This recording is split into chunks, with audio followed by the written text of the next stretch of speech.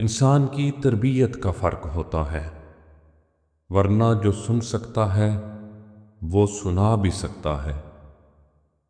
जब हमारे एहसास को बुरी तरह रौंदा जाता है तो फिर किसी से एहसास का रिश्ता जोड़ने का दिल नहीं करता। जिंदगी जब कुछ देती है तो एहसान नहीं करती, और जब कुछ लेती है तो लिहाज नहीं करती। शुक्र है कि मौत सबको आती है, वरना अमीर इस बात का मजाक बना लेते कि गरीब था इसलिए मर गया।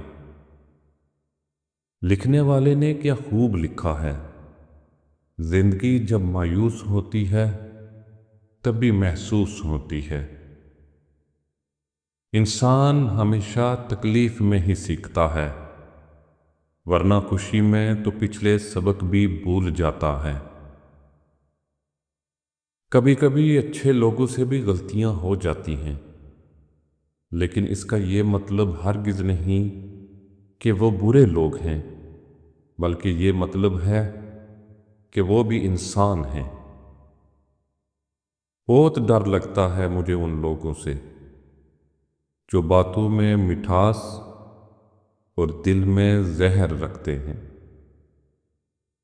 अगर पेंसिल बनकर किसी की खुशियां नहीं लिख सकते तो कोशिश करो रबड़ बनकर किसी के गम मिटा दो।